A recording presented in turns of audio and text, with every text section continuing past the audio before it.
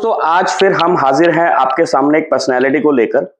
जैसे कि हम हमेशा आपको हर हफ्ते एक नई पर्सनैलिटी के साथ मिलवाते हैं, तो आज की पर्सनैलिटी के बारे में मैं सिर्फ इतना ही कहना चाहूंगा कि अपने लिए जिए तो क्या दिए, ए दिल तू जी औरों के लिए। तो यही उनका मूल मंत्र है और यही उनकी कार्य प्रणाली है। तो आज हम आपकी बात करवाएंगे डॉक्टर पूनम पुरी जी से, जो एक एनजीओ चलाती हैं और उनके एनजीओ का नाम है पहला कदम, द फर्स्ट स्टेप। इस एनजीओ में वो क्या काम करती हैं, किस तरह से इसको चलाती हैं, तो सारी बातें उनसे जानेंगे और देखेंगे कि कैसे एक वर्किंग वुमेन होने के साथ साथ वो अपनी फैमिली भी संभाल रही हैं और एक एनजीओ को भी चला रही हैं। तो आइए बात करते हैं पूनम पुरी जी से। पूनम जी नमस्कार। नमस्कार सर। मैम, सबसे पहले तो हमें ये बताइए कि आपके नाम के आगे डॉक्टर लगा हुआ है। हाँ जी, हाँ जी सर। आप मेडिकली प्रोफेशनल डॉक्टर हैं या आप पीएचडी होल्डर डॉक्टर हैं? मैं पीएचडी होल्डर डॉक्टर हूँ सर, और मैंने हिंदी लिटरेचर में पीएचडी की है। राइट। हाँ जी। तो ma'am, otherwise apart from this NGO आपका प्रोफेशन क्या है? मैं टीचर हूँ, बाय प्रोफेशन में टीचर हूँ। मैं sector 16 Panchkula saint soldier school है जहाँ पे मैं हिंदी टीचर हूँ। राइट। और मैं बच्चों को पढ़ाती हूँ, साथ में अपनी फैमिली को संभालती हूँ और साथ में एनजीओ चलाती हूँ सर। राइट। अब मैम, जो एनजीओ है जी ये एक, कहते हैं कि दो तरह के लोग चलाते हैं। एक जिनको नाम, प्रसिद्धि और एनजीओ के साथ कुछ पैसा भी चाहिए। जी सर। एक वो लोग होते हैं जो सिर्फ अपने मन की शांति के लिए, अपनी सेटिस्फेक्शन के लिए और किसी को ना दिखाते हो, सिर्फ अपनी तरफ से जो काम कर सकते हैं जी उस तरह से करते हैं। तो मैम, हम आपको किस कैटेगरी में रखें? मेरा तो ये मानना है सर कि अगर आप कोई काम किसी के लिए कर रहे हो, राइट। तो उस मुझे मेरा स्कूल सैलरी देता है और यहाँ पे मैं बिना सैलरी के काम करती हूँ। राइट। तो एक फर्ज मेरा अपने देश के लिए है, वो मैं पूरा करती हूँ बिना सैलरी के। और बच्चों को जो मैं पढ़ा रही हूँ वो मेरा प्रोफेशन है, वहाँ मुझे एक सैलरी मिलती है। तो मैं उन लोगों में से हूँ जिनका जीवन सिर्फ, अगर मैं स्लम की बात करूँ तो उसमें है जहाँ पे मुझे कोई स्वार्थ नहीं है, किसी भी तरह के ओहदे की, किसी भी तरह के सम्मान की ज़रूरत नहीं है। मेरा ये मानना है कि अगर आप अपनी नज़रों में अपना सम्मान करते हैं तो उससे बड़ा कोई सम्मान आपके लिए हो ही नहीं सकता। पूनम जी, अब इसमें एक चीज और निकल के आती है कि कहते पूत के जो पाँव हैं वो पालने में नजर आ जाते जी हैं। सर। तो किसी ना किसी अच्छे काम को करने को या इवन बुरा काम करने के लिए भी आपको कहीं ना कहीं से एक प्रेरणा मिलती है, कहीं ना कहीं आपका एक मेंटर, एक गाइड होता है। Yes sir. तो जिस दिन आपने ये एनजीओ के बारे में सोचा, ये भावना, ये सोच या इस काम को करने के लिए विचार, वो आया कैसे आपके मन में?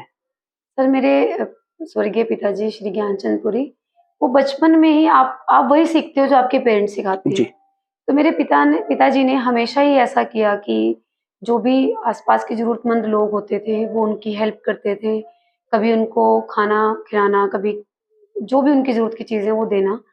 और मेरा अक्सर ये ड्रीम होता था, मैंने जब पीएचडी की और जिस समय मैंने पीएचडी की है उस समय मेरे आसपास में कोई भी डॉक्टरेट नहीं था। ये ड्रीम मेरे फादर ने जब मेरा पूरा किया तो मैंने उनको एक चीज़ और कही कि मुझे एक इच्छा है कि मैं अपने जीवन में किन्हीं 2 बच्चों की एजुकेशन के लिए ज़रूर आगे आऊँ। तो ये मेरे पिता का ड्रीम भी बना। मेरी शादी हुई, मेरे हस्बैंड हैं देव जो हैं, मैंने उन्हें भी ये बात कही कि मैं ये चाहती हूँ। तो उन्होंने मुझे बड़ी अच्छी चीज़ समझाई कि अगर आप किन्हीं 2 बच्चों के जीवन को बदलना चाहती हैं, शायद आप इसे कंटिन्यू ना कर सकें, शायद आप इसे बीच में छोड़ दें। इसकी बजाय आपको 2 की बजाय आप 200 बच्चों को एजुकेट कर सकते हैं। यू आर एजुकेटेड, आप टीचर हो, आपके पास वो हुनर है बच्चों को पढ़ाने का।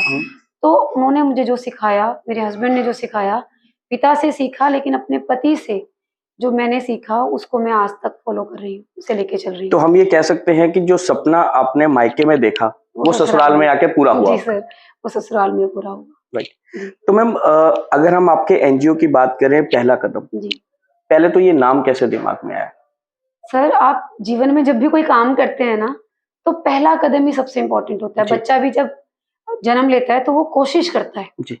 रोने की कोशिश करता है, और वो जो कदम पहला उठाता है उसके बाद उसके लिए कोई दूसरा कदम डिफिकल्ट नहीं होता। जी। ये फर्स्ट कदम जब मैंने उठाया तो मैंने बड़े साल लगा दिए। मैंने इसको 2009-10 में स्टार्ट किया था। मुझे आज भी अफ़सोस होता है कि मैंने इतना टाइम क्यों लगा दिया। अक्सर जब बच्चे यहाँ से जाते हैं तो लोग सोचते हैं कि कोई बूढ़ा-सा इंसान होगा जिसकी रिटायरमेंट हो गई है और अब वो फ्री है इसलिए वो ये काम करता है। मुझे किसी ने कहा भी एक दिन कि आप इतनी यंग एज में ये क्यों करती हैं? तो मेरा ये जवाब था उन्हें कि शायद बुढ़ापा देखने को ना मिले और जो ड्रीम मैंने सोचा है वो पूरा होना चाहिए। तो मैंने यही सोच के इस काम को शुरू किया और एक यंग एज में शुरू किया, ताकि जो सपना मैंने लिया है वो सपना सपना ना रह जाए। राइट। जी। तो मैम अगर हम आपके एनजीओ की एक्टिविटीज की बात करें, हाँ जी सर। तो आप किस तरह की एक्टिविटीज करती हैं अपने एनजीओ में? सर या 10 में जब मैंने इसको शुरू किया था, 9-10 के बीच का टाइम था, दिसंबर-जनवरी का टाइम था। जी। जुलाई में प्रॉपर मैं इसको शेप में लेके आई, जब मैंने इसको सोशल मीडिया पे डालना शुरू किया। राइट। तो उस समय मैंने इसे 4 बच्चों के साथ शुरू किया था, क्योंकि मैंने शिक्षा सदन में जॉब की है पंचकुला में एज़ अ मास्टर ट्रेनर। तो मुझे ये पता था कि आरटी क्या कहता है। आरटी कहता है कि आप किसी बच्चे को पढ़ने से मना नहीं कर सकते। बिल्कुल। वो सेशन का कोई भी समय हो, क्योंकि हमें ये लगता है कि मार्च में एग्ज़ाम खत्म हुए, अप्रैल में एडमिशन होगा, उसके बाद बच्चा अगर नहीं जा पाता, तो उसे अगला साल वेट करना पड़ेगा। जी। तो पहले तो मुझे ये नॉलेज मिली कि बच्चा किसी भी समय स्कूल जा सकता है। उसे सब कुछ मिल रहा है, उसको शूज़ मिल रहे हैं, उसको क्लॉथ्स मिल रहे हैं, उसको यूनिफ़ॉर्म के साथ-साथ उसको मिड डे मील मिल रहा है और बच्चा जो है वो कभी भी आ सकता है। तो जब मैंने ये सीखा तो मैंने उन 4 बच्चों को और एक चीज़ और जोड़ना चाहूँगी कि लोग कहते हैं कि ये जो गरीब लोग होते हैं, ये बच्चों को पढ़ाना नहीं चाहते, ऐसा कुछ नहीं है। मुझे 13 साल हो गए हैं, मुझे एक भी पेरेंट ऐसा नहीं मिला, जिन्होंने ये कहा हो कि हम अपने बच्चों को नहीं पढ़ाएँगे। प्रॉब्लम कहाँ आती है कि कोई भी इंसान जो इनके साथ जुड़ता है, वो इस चीज़ को कंटिन्यू नहीं करता। वो शुरू करता है क्योंकि उसने मन नहीं बनाया होता। मुझे लगता है कि अगर मेरी 30 में अगर मैंने इसको स्टार्ट किया तो मैंने वो मन बना लिया था और ये ठान लिया था कि अब ये रुकेगा नहीं। हुँ। ये चीज़ मैंने अपनी लाइफ में याद रखी, चाहे वो कोविड का टाइम था या कोई भी टाइम था, मैंने पहला कदम को रुकने नहीं दिया। राइट। मैं जैसे भी निकली, जैसे भी अरेंज किया, इतने लोग जुड़े जिन्होंने राशन में हेल्प की, हर एक चीज़ में हेल्प की। तो आप अगर सच्चे मन से जुड़ते हैं, तब लोग आपके साथ जुड़ते हैं। आप अगर किसी को ये एहसान दिखाओगे कि I am doing something for you, तो वो आपकी हेल्प लेने के लिए रेडी नहीं है। जितना आत्मसम्मान मेरा है, इतना ही इन लोगों का है। आप किसी को इंसल्ट करके प्यार नहीं दे सकते। तो ये चीज़ मैंने जब सीखी, मैंने इन्हें प्यार किया, मैंने इन्हें अपनी गोद में लेना शुरू किया, हाथ पकड़ के स्कूल लेके गई, रेडियाँ लगवाई सर मैंने। हुँ। उस समय इन्हीं के पेरेंट्स को रेडियाँ लगवाई, ₹150 पर बच्चा मैंने पे किया हुँ। और ये लोग स्कूल छोड़ने जाते थे। सेक्टर सेक्टर 7 का स्कूल, सेक्टर 17 का स्कूल, पंचकुला का मेरा पहला स्कूल था, जहाँ मैंने रेडियो से बच्चों को भेजना शुरू किया। 4 से 40-50 बच्चे वहाँ पे हुए। फिर मैंने इन बच्चों को इवनिंग में जागृति स्कूल में डालना शुरू किया। जब गवर्नमेंट स्कूल से शुरुआत में नहीं अच्छा रिस्पॉन्स मिला, तो जागृति में सारे बच्चे जाते थे। बड़ा ही अच्छे से वेलकम किया उन्होंने उन बच्चों को वहाँ पे, आज भी वो बच्चे पढ़ने जाते हैं। और जब मैं इधर शिफ्ट हुई तो मैंने यहाँ भी स्टडी के साथ ही बच्चों को जोड़ा। लेकिन धीरे-धीरे मैंने मूवी देखी थी जो पैडमैन। पैडमैन फ़िल्म देखने के बाद मैं बहुत रोई भी, मैंने बहुत कुछ सीखा भी कि लेडीज़ कितना मजबूर हैं कि वो एक गंदा कपड़ा यूज़ कर रही हैं। आप सोचो सर, मार्केट से तो नहीं लेके आएँगी कपड़ा। हुँ। नया कपड़ा खरीद सकती तो पैड ही खरीद लेती। वो कपड़ा जो यूज़्ड है, बेकार कपड़ा पड़ा है, वो उसको यूज़ करती हैं। समहाउ उनको उन दिनों में कोई बुलाता नहीं है, उनसे बात नहीं करता है। हम वर्किंग लेडीज़ इस दर्द को समझ सकती हैं। आप 8 बजे काम पे जाते हो, पत्थर तोड़ने का काम करते हो, सफाई का काम करते हो और उतने ही रात को 8 बजे घर आते हो। उसी पेन में वो 5 डेज़ आप अपने बिताते हो and you are using a dirty cloth, hygienic नहीं है, बीमार हो रही हैं। तो मैंने पैडमैन को सिर्फ़ देखा नहीं, मैंने उसको जीवन में ढाला। मैंने उस मूवी के साल से ही इन लेडीज़ को, मैंने लोगों को जोड़ना शुरू किया। लोग बहुत ईज़िली जुड़ते हैं। लोग जुड़े, सैनिटरी नैपकिन देना शुरू किया। लगभग 3 स्लम्स हैं मेरे पास, 200 से 300 लेडीज़ को अलग-अलग स्लम में जाके हम सैनिटरी नैपकिन देते हैं। उसका अगला स्टेप मैंने जो शुरू किया, जब मैंने इनको देखा कि येलो आइज़ होती हैं, हड्डियों में दर्द है, तो हमने इन्हें मेडिसिन्स देनी शुरू की, आयरन, कैल्शियम देना शुरू किया। पहले महँगे दामों में खरीदा, फिर गवर्नमेंट की जो बहुत बड़ा एक सरकार का सहयोग मिला है हमें, दैट जैन स्टोर्स, जहाँ पे वो मेडिसिन मुझे 64-65 की मिलती थी, जन औषधि जो है। जन औषधि है, वहाँ से मुझे अब वो मेडिसिन ₹22 में मिलती है। 60 वाली 22 में, और भी मेडिसिन्स जो ₹7 में एक पूरा 10 मेडिसिन्स का एक मुझे पूरा स्ट्रिप मिलता है। हुँ। तो मेरी बजट कम हुआ, नंबर ऑफ मेडिसिन्स बढ़ गई, नंबर ऑफ लेडीज़ बढ़ गई, तो we are giving that also. पढ़ाई में हम बच्चों को पढ़ा रहे हैं, उन्हें बुक्स अवेलेबल है, हर बच्चा स्कूल जाता है। जो बच्चा स्कूल नहीं जाता उसको एज अ पनिशमेंट हम उससे बुलाना बंद करते हैं कि आप नहीं आओगे पढ़ने के लिए। फिर उन्हें लगता है कि मैं नहीं आऊँगा, मुझे बेनिफिट्स नहीं मिलेंगे, तो वो बच्चा स्कूल जाना शुरू हो जाता है। बच्चे स्कूल जा रहे हैं, बच्चे पढ़ रहे हैं। एक स्लम मेरा ओमेक सिटी न्यू चंडीगढ़ में है, एक स्लम मेरा जहाँ पे सारे बच्चे स्कूल जाते हैं वो अंबिका है, एक स्लम मेरा कासिया ओमेक सिटी का है, वहाँ क्या वो बच्चे भी स्कूल जाते हैं। वहाँ भी सैनिटरी नैपकिन दिए जाते हैं, वहाँ पे भी फैसिलिटीज़ जो भी हमें मिलती है दी जाती हैं। यहाँ के स्लम के बच्चे घर आके पढ़ते हैं, उन्हें जो भी सिखाना होता है, मेडिटेशन कराना होता है, वैल्यूज़ उनके अंदर डाली जाती हैं, वहाँ के बच्चों के पास मुझे जाना होता है क्योंकि वो दूर है, वो नहीं आ सकते। तो तीनों चीज़ें हम एक टाइम पे कर रहे हैं, बच्चों को वैल्यूज़ डालने का काम, क्योंकि मेरा मानना है कि सबसे ज़रूरी काम होता है एक इंसान को एक अच्छा इंसान बनाना। एक डॉक्टर, एक इंजीनियर ज़रूरी नहीं है एक अच्छा इंसान भी हो, लेकिन एक अच्छा इंसान एक अच्छा डॉक्टर भी बन सकता है, एक अच्छा इंजीनियर भी बन सकता है, एक अच्छा इंसान दुनिया में सब कुछ अच्छा ला सकता है। तो मेरा मेन वर्क है इन माय स्कूल ऑल्सो और यहाँ पर भी। मैंने टीचिंग को बाय चॉइस चुना है, बाय चांस नहीं चुना है। तो बाय चॉइस मैंने इसलिए चुना स्कूल को, मैंने कॉलेज में जॉब करने के बाद स्कूल में जॉब की और मैंने इन बच्चों के साथ जुड़ के ये सीखा कि इन्हें कैसे सिखाना है, इन्हें कैसे आगे लेके जाना है। आई एम वेरी हैप्पी कि बच्चे सीख रहे हैं, आगे बढ़ रहे हैं और पहला कदम के बच्चे भी साथ-साथ पढ़ते भी हैं, सीखते भी हैं। लेडीज़ के पास सैनिटरी नैपकिन भी जाता है, लेडीज़ के पास मेडिसिन्स भी जाती हैं। मैम अभी आपने राइट टू एजुकेशन की बात करी कि आपका ये एक्सपीरियंस कहता है कि ऐसा नहीं है कि ये लोग अपने बच्चों को पढ़ाना नहीं हाँ चाहते, जी, ये बिल्कुल। पढ़ाना चाहते हैं। लेकिन फिर कहाँ पर गैप है? क्योंकि गवर्नमेंट ने स्कूल्स फ्री खोल रखे हैं, मिड डे मील मिल रहा है, यूनिफ़ॉर्म्स मिल रही हैं, बुक्स मिल रही हैं, कापियाँ, किताबें सब मिल रही हैं। जी। इवन कई-कई जगह पे तो आपको आने-जाने के लिए बस फैसिलिटी भी फ्री मिलती है। फिर क्यों ऐसा होता है कि स्लम से बच्चे निकाल के स्कूल तक पहुँचाने पड़ते हैं, वो अपने आप क्यों नहीं लेके जाते? ऐसा तो है नहीं कि जागृति नहीं है, वो भी टीवी देखते हैं, वो भी सोशल मीडिया पे मोबाइल्स वो भी यूज़ करते हैं, न्यूज़पेपर्स भी पढ़ते हैं। फिर ऐसा क्यों होता है कि किसी एक एनजीओ को आके उस बच्चे को घर से उठा के स्कूल पहुँचाना पड़ता है, वो कदम उनके पेरेंट्स खुद क्यों नहीं उठा लेते? कभी आपने इस बारे में सोचने की कोशिश की? बहुत बार सर, इसके बहुत सारे रीज़न्स हैं, क्योंकि मैं ग्राउंड लेवल पे वर्क करती हूँ, मुझे वो सारे रीज़न्स पता हैं। सबसे पहला रीज़न है कि भूखे लोग हैं, खाना नहीं है, 7 बजे काम पे चले जाएँगे, बच्चों को तैयार करके स्कूल भेजने का समय नहीं, ये बहुत बाद वाला रीज़न है। हुँ, जागृति एजुकेटेड लोगों में है सर, हुँ। अनएजुकेटेड लोगों में अभी भी नहीं है, बहुत कम है, अगर है तो बहुत कम है, पंचकुला में हो सकती है, नहीं, मेरा कहने का मतलब है कि जैसे राइट टू एजुकेशन में आप एक सबके घर में टीवी भी नहीं है सर। मैं वो बात नहीं कह रहा हूँ। हुँ, मैं ये कह रहा हूँ कि राइट टू एजुकेशन में जब आपने एक श्रम से 10 बच्चे उठा के पहुँचा दिए, हुँ, तो बाकियों को भी आपको उठा के क्यों लाना पड़ता है? वो अपने आप क्यों नहीं पहुँचते? आते हैं सर, आते हैं। जैसे मैंने अब सब बच्चों को स्कूल नहीं पहुँचाया, हुँ, मैंने तो गिनती के कुछ बच्चों के लिए बात की, उन्होंने देखा कि मैम आए हैं, फिर मैंने उनको बताया हुँ, कि ये आप करो, फिर स्कूल वालों की तरफ से आता है आधार कार्ड लाओ, हुँ। इनके आधार कार्ड नहीं होते, वो अगर लेकिन हैं वो भी बन जाते हैं अगर आपके? नहीं होते तो वो गाँव में है। हुँ, सर बहुत कुछ अलग है, ज़मीन जो है वो कुछ और है, जो दिखता है वो बहुत कुछ और है। हुँ, गवर्नमेंट तो इन लेडीज़ के लिए मेडिसिन भी प्रोवाइड कर सकती है, लेकिन इनको कोई देने नहीं आता। हुँ, आज तक यहाँ ही समझ लो आप, मुझे 7 साल हो गए हैं, हुँ, एक भी डॉक्टर इन स्लम्स में नहीं आया, इन लेडीज़ की कंडीशन जानने नहीं आया। एक भी गवर्नमेंट हॉस्पिटल से, प्राइवेट तो आप छोड़ ही दीजिए, हुँ। विज़िट नहीं होती कभी भी कि इन लेडीज़ के बारे में पूछें कि इन्हें क्या ये यूज़ कर रही हैं, क्या इन्हें सैनिटरी नैपकिन मिलते हैं, तो बहुत कुछ अलग है। मैं उस मुहावरे को यूज़ करना चाहूँगी, चाहे किसी को बुरा लगे कि हाथी के दाँत खाने की ओर, दिखाने की ओर। बिल्कुल। ठीक है सर? लोग आते हैं, लोग फ़ोटो खिंचवाते हैं और चले जाते हैं। फ़ोटो मैं भी खिंचवाती हूँ, सैनिटरी नैपकिन देते हुए भी।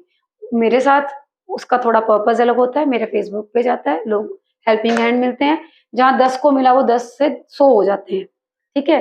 और एक बार मान लो किसी ने नहीं दिया तो कोई और आ जाता है, हुँ, तो मेरे तो हाथ खाली नहीं होते, हुँ। मुझे इस तरह से मदद मिलती है। लेकिन मैं 7 सालों से ओमेक सिटी के स्लम का जीता जागता गवाह बैठी हूँ कि यहाँ कोई नहीं आता।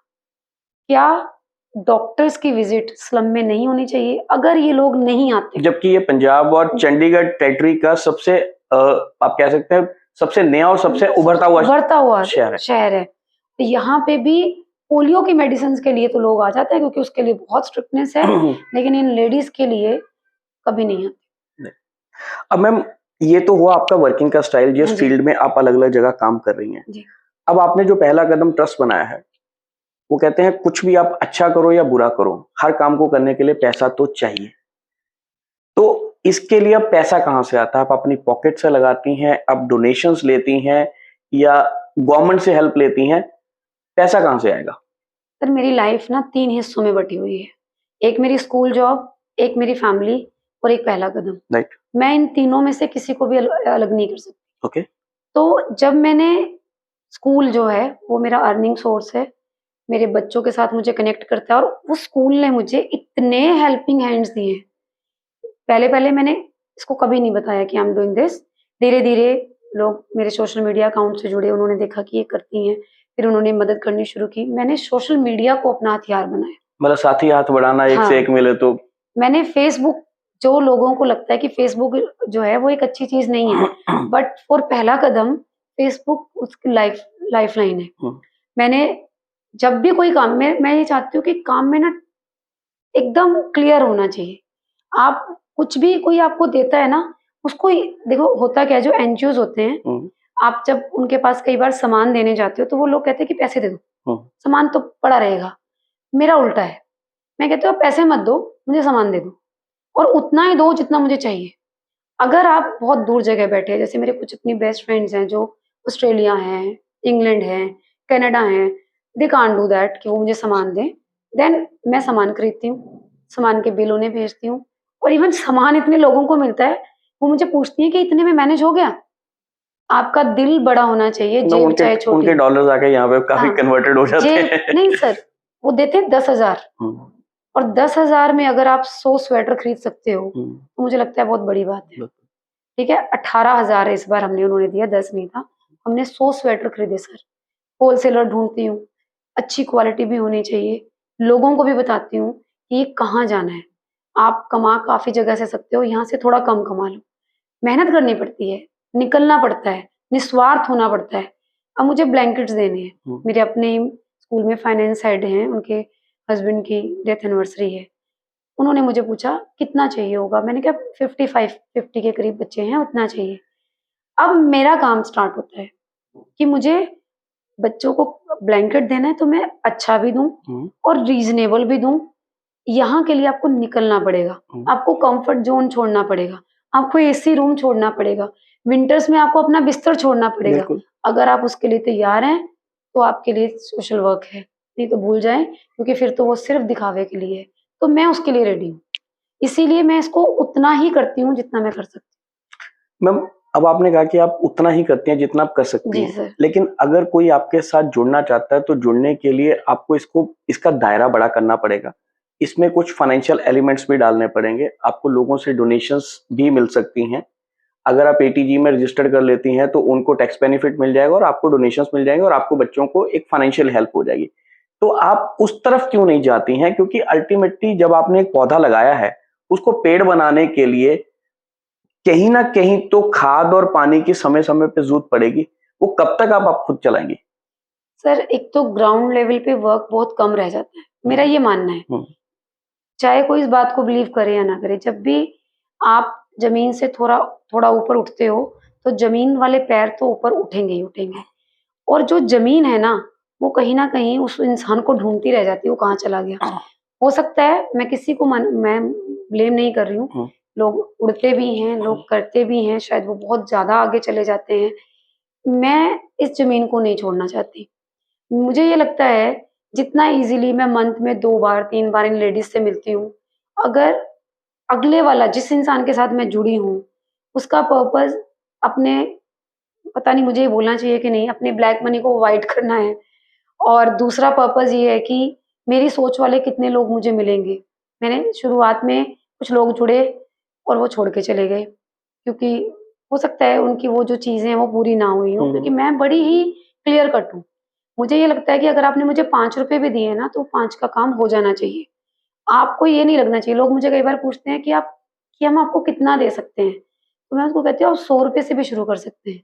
₹100 में भी मुझे पेंसिल्स 50 मिल जाएँगी। 2-2 रुपए की पेंसिल लूँगी तो अब भी मेरे लिए बच्चों के लिए आ जाएँगी और वो भी बच्चे खुश होंगे और आपको भी उनकी स्माइल देख के। मेरे बच्चे हमेशा हँसते हुए फ़ोटो खिंचवाते हैं।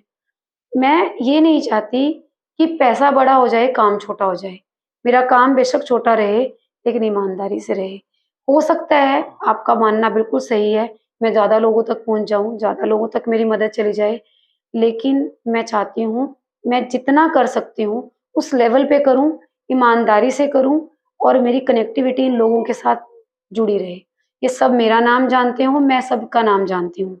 इन्हें ये पता हो कि मुझे समझ के कि आज मैम क्या कहना चाहते हैं और ये मुझे समझ सके। मेरा अगर कभी फंक्शन हो एनुअल इसका, जब भी मैं करूँगी, तो मैं ये चाहती हूँ कि उसमें सेलिब्रिटी की भीड़ चाहे ना हो, मेरे अपने लोग, मेरे अपना स्लम की लेडीज़ खड़ी हों, स्पीच देने के लिए वो लोग आगे आएँ और वो लोग बताएँ कि पहला कदम ने कैसे जन्म लिया, पहला कदम कैसे 13 सालों से चल रहा है और इन 13 सालों में ना सर, मुझे कभी फाइनेंशियली कोई प्रॉब्लम नहीं हुई। अगर मुझे प्रॉब्लम नहीं हुई, तो आई एम हैप्पी, मैं ऐसे ही चलती रहूँगी, ऐसे ही बढ़ती रहूँगी, क्योंकि मेरे लिए सबसे बड़ी सैटिस्फैक्शन है मेरी अपनी सैटिस्फैक्शन और I am very much satisfied person. नहीं बहुत वो ही पीसफुल मैम हूँ मैं। उसकी आपकी सेटिस्फेक्शन या आपकी ईमानदारी या आपके काम के ऊपर हमें कोई शक नहीं है, ना हम उस पे हाँ, कोई शुबा कर रहे हैं।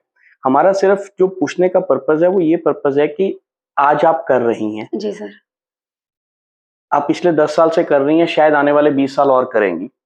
लेकिन इन 20-30 सालों में जो आपने पेड़ लगाया है, वो पेड़ सिर्फ आप तक रह जाएगा, आपके बाद वो पेड़ कहीं न कहीं बिखर जाएगा, अगर उसको कोई सँभालने सर वाला नहीं मैंने होगा। अपने बेटे को ना वेरी फर्स्ट डे से अपने साथ लगाया है। ओके, मेरे हर काम में मेरा बच्चा साथ होता है। मैं सैनिटरी नैपकिन बाँटने जाती हूँ, वो मेरे साथ होता है। अभी कभी ना भी गया तो मेरी बेटी साथ होती है। तो मैंने अपनी आर्मी बना ली हुई है। ओके। मेरी आर्मी के रूप में मेरा बेटा तैयार है, हुँ, जिसे पता है कि मैं कैसे वर्क करती हूँ, मेरा वर्क स्टाइल क्या है। मेरी बेटी तैयार हो रही है। अगर मैं नहीं भी रही, आप अपने बच्चों को वो संस्कार आपको अपने जीते जी देने चाहिए, जब आपके मरने के बाद आपके बच्चे आपको ज़िंदा रखें। तो मेरे बच्चे मुझे मेरे मरने के बाद ज़िंदा रखेंगे, मेरा पूरा विश्वास है।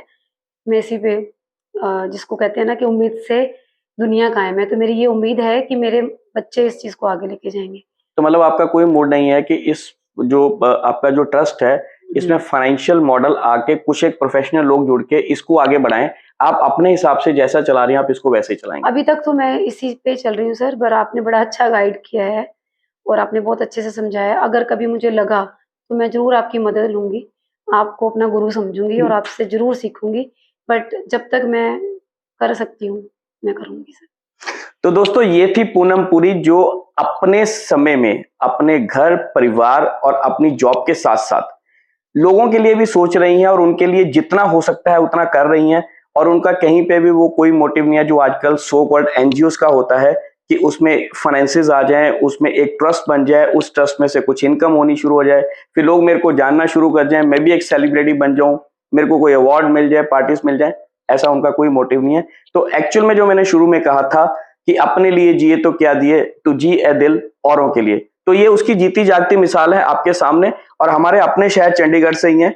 तो हमने आज फिर एक ऐसी पर्सनैलिटी को ढूँढा जिसे शायद बहुत सारे लोग नहीं जानते हैं, लेकिन उनका काम अपने आप में लोगों तक पहुँचना चाहिए। इसी उम्मीद के साथ हमने आप आज इनको आपसे रूबरू कराया और उम्मीद करते हैं कि आपको हमारा ये वाला एपिसोड भी पसंद आएगा। अगली बार मिलेंगे किसी और पर्सनैलिटी के साथ, तब तक हम लेंगे पूनम जी से विदा। मिलते हैं किसी और जगह। पूनम जी, धन्यवाद। Thank you sir.